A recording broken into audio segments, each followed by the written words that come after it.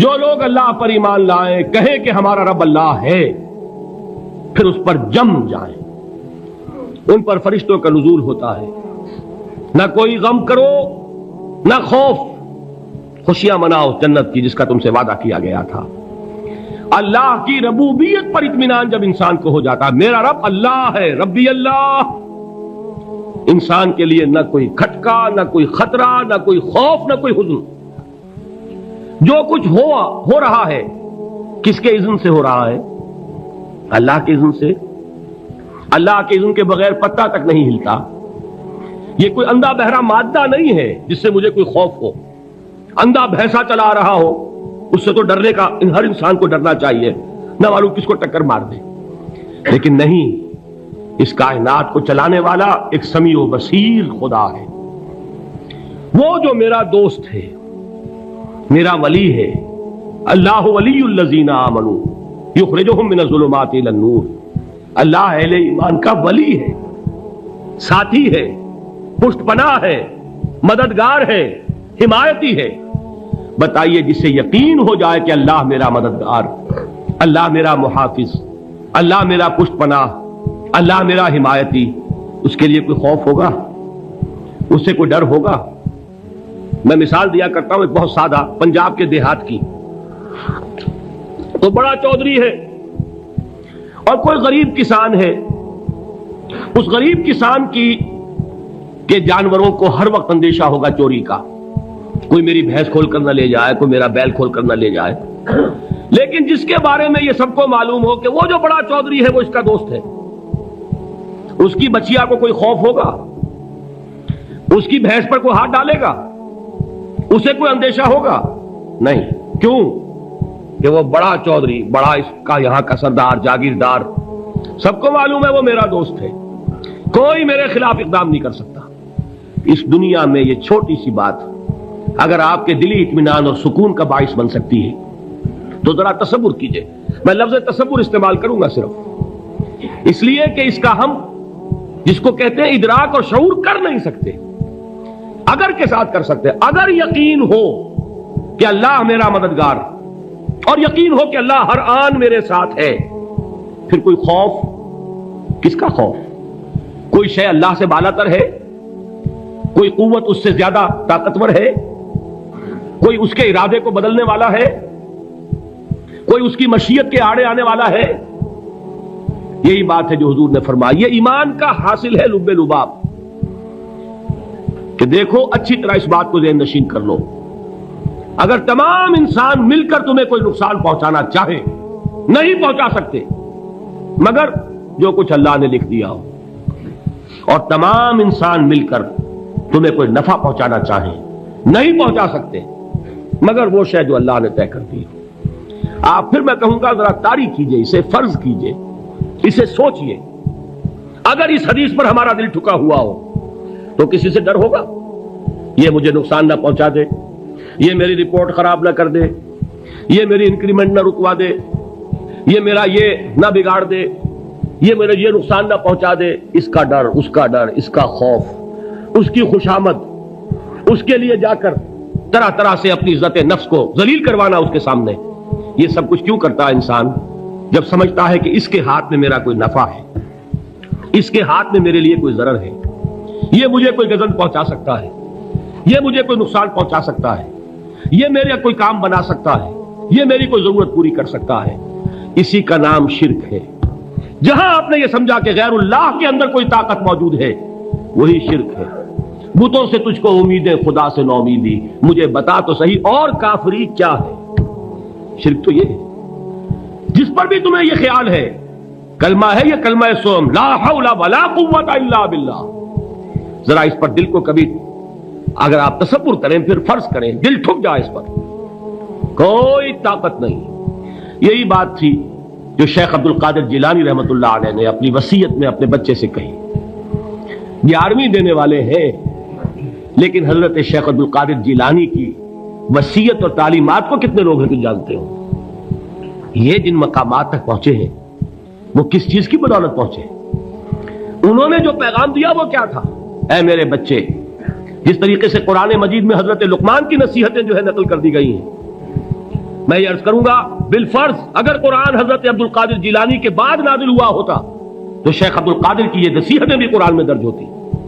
اتنی اونچی نصیحتیں ہیں. اے میرے بچے اس حقیقت کو ذہن نشین کر لے, لا فاعل فی الحقیقت ولا مؤثر الا اللہ. اس کائنات میں نہ کوئی فاعل حقیقی ہے نہ مؤثر حقیقی ہے سوائے اللہ کے. کسی شے میں کوئی تاثیر نہیں اگر اللہ نہ چاہے. آگ جلا نہیں سکتی اگر اللہ نہ چاہے. پانی ڈبو نہیں سکتا اگر اللہ نہ چاہے. زہر ہلاک نہیں کر سکتا اگر اللہ نہ چاہے. کوئی چیز فائدہ نہیں پہنچا سکتی اگر اللہ نہ چاہے. تو در در پہ کیوں سر جھکاتے ہو؟ در در پر کیوں جبیں سائی کرتے ہو؟ سب کے سامنے کیوں ہاتھ پھیلاتے ہو؟ ایک اللہ سے مانگو, ایک اللہ کے سامنے زبین پر اپنی جبین رکھو.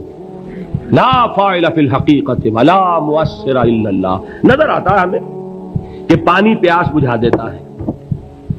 پیاس بجھانے کی صلاحیت پانی میں نہیں ہے, اللہ کے اذن سے. کھانا بھوک مٹا دیتا ہے. بھوک مٹانے کی صلاحیت کھانے میں نہیں ہے, اذن رب میں ہے. دیکھیے یہی یقین تھا. حضرت موسیٰ علیہ السلام کا واقعہ یاد کیجئے. سامنے سمندر آ گیا ہے. قوم دیکھتی ہے پیچھے کہ گرد و غبار کا طوفان ہے. معلوم ہوا کہ فرعون اپنے لشکر سمیت آ گیا ہے. لشکر جب چلتا تھا تیز رفتاری کے ساتھ تو گرد و غبار کا جو طوفان اٹھتا تھا اس کا تصور کیجیے. اور لمحہ بلمحہ وہ قریب آ رہا ہے.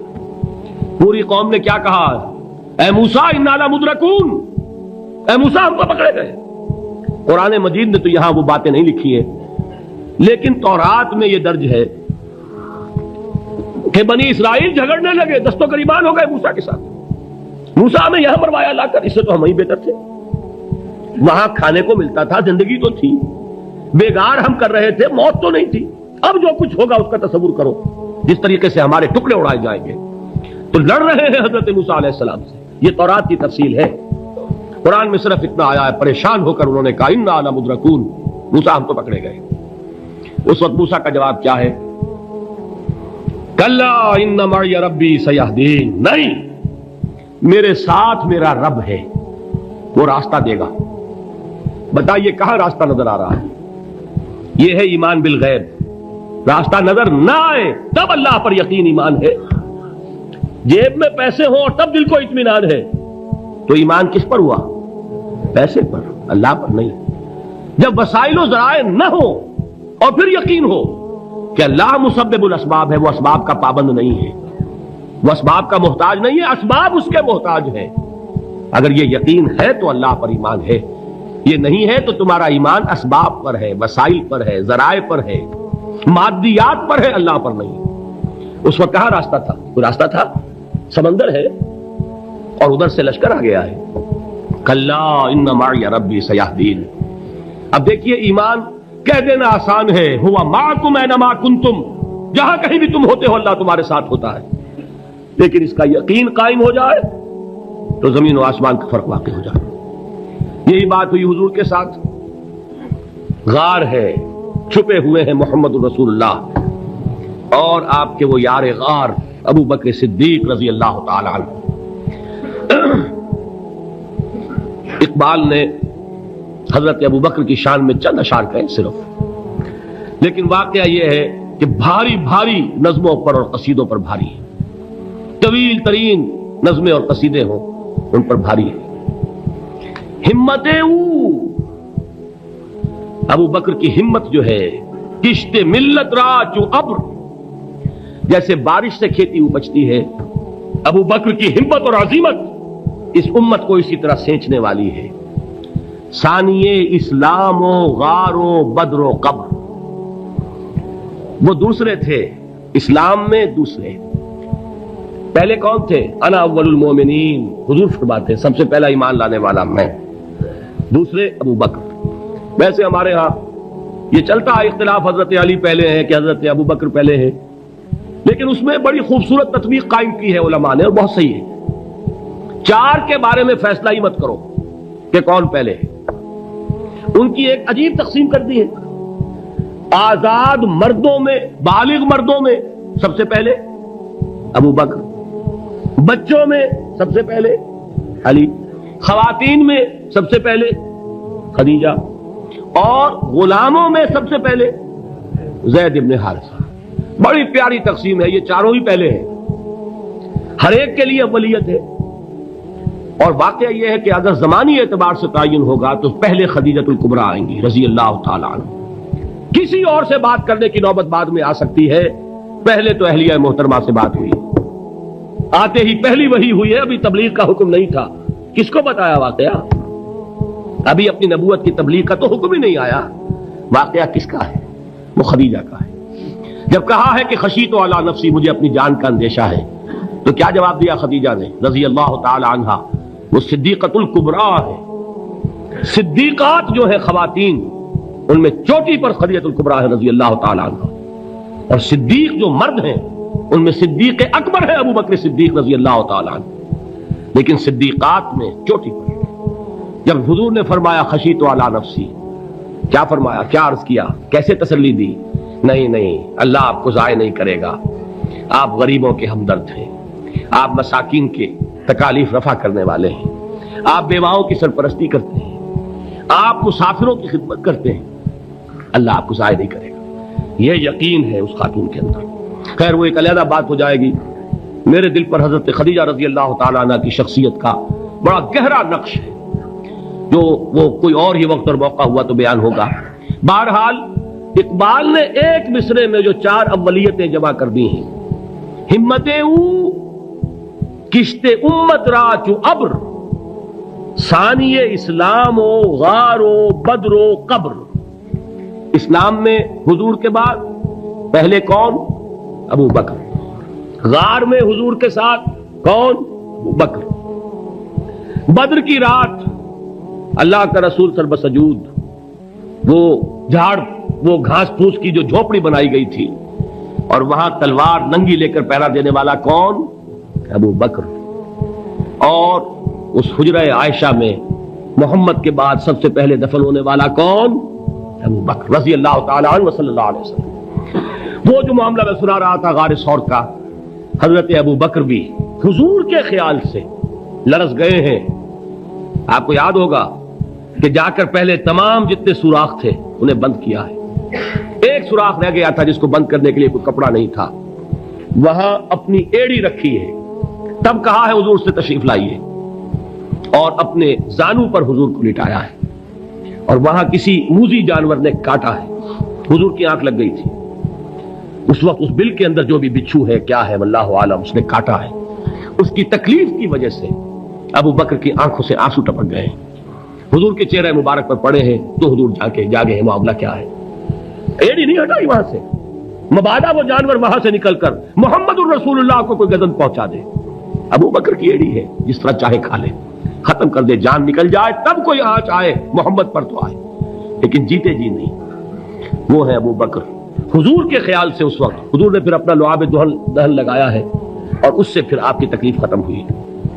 جیسے خیبر میں حضرت علی کی آنکھ دکھ رہی تھی، اس کو جو شفا حاصل ہوئی ہے وہ بھی حضور کے لعاب دہن سے ہوئی۔ بہرحال اس وقت انہوں نے کہا ہے کہ اے نبی یا رسول اللہ، اگر اس وقت ان میں سے کسی نے غیر ارادی طور پر بھی اپنے قدموں کی طرف جھانک لیا تو پکڑے جائیں گے۔ کیا جواب تھا اللہ کے رسول کا؟ لا تحزن ان اللہ معنا، اللہ ہمارے ساتھ ہے، کیوں گھبراتے ہو ابو بکر؟ یہ ہے ایمان باللہ، میرا مالک اللہ، میرا رازق اللہ، میرا محافظ اللہ، میرا مددگار اللہ، میرا پشت پناہ اللہ، میرا دوست اللہ۔ یہ دوستی ہے اللہ کی جو لب لباب ہے، حاصل ہے ایمان کا، اسی کا نام ولایت ہے۔ اولیاء اللہ کے سروں پر سینگ نہیں ہوتے، جس کے دل میں ایمان راسخ ہو چکا ہو وہی اللہ کا ولی ہے، جسے اللہ پر یقین ہو چکا ہے وہی اللہ کا ولی ہے، جسے یقین ہے اللہ میرے ساتھ ہے، میرا مددگار، میرا پشت پناہ، میرا ساتھی، میرا دوست، میرا محبوب، میرا محب۔ اللہ اہل ایمان سے محبت کرتا ہے، واللہ یحب الصادقین، ان اللہ یحب الذین یقاتلون فی سبیلہ صفا کانہم بنیان مرصوص۔ اللہ محبت کرنے والا، اہل ایمان محبوب، اور اہل ایمان محبت کرنے والے اللہ محبوب۔ والذین آمنوا اشد حبا للہ۔ آپ تصور کیجئے جسے یہ رشتہ ایمان یا رشتہ ولایت حاصل ہو جائے، الا ان اولیاء اللہ لا خوف علیہم ولا هم یحزنون، آگاہ ہو جاؤ، اللہ کے دوستوں کے لیے نہ کوئی خوف ہے نہ کوئی حزن ہے،